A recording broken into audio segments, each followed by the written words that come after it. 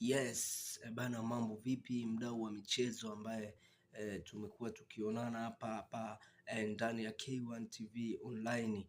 Bana, tuzungumze mambo mawili matatu ya kimichezo leo hii. Moja kati ya habari ambazo zimetrend na zinashika vichwa vya habari muda huu ni pamoja na Young Africans kuwakaribisha au wamewakaribisha Coast Union Wagosi wa Kaya kutoka pale Tanga katika uwanja wa KMC pale Manispaa Kinondoni jijini Dar es Salaam.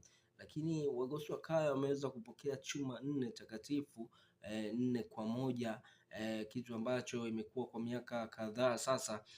Young Africans kupata ushindi wa magoli mengi mbele ya Coast Union imekuwa ni ngumu, lakini kupitia benchi la ufundi jipya likiongozwa na kocha Mankoba Niti ameweza kupata ushindi huo wa magoli 4 na kuandika historia mpya kunako klabu ya Young Africans. Lakini pia Maxim pia Zengeli ameweza kuibuka man of the match katika mwendelezo bora kwenye mechi 2 mfululizo ambazo naweza nikasema yuko katika wakati ulio bora kwa sasa, kwani kuibuka man of the match kwenye michezo miwili tena ikiwa ya ligi kuu Tanzania bara sio kitu rahisi na sio kitu chepesi. Ukitaka ujue sio kitu kirahisi, tazama aina ya wachezaji wenye majina makubwa ambao wako katika ligi yetu kwenye idadi ya michezo ambao imechezwa mpaka sasa, ndiyo utagundua nini na maanisha au nini na kizungumzia. Bwana,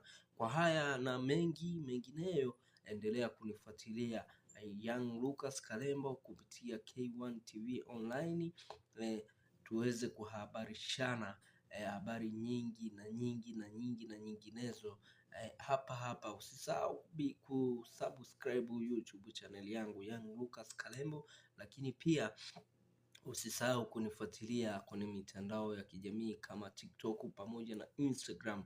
Pia kule ni Young Lucas Kalembo. Bana, tuko pamoja. Chao.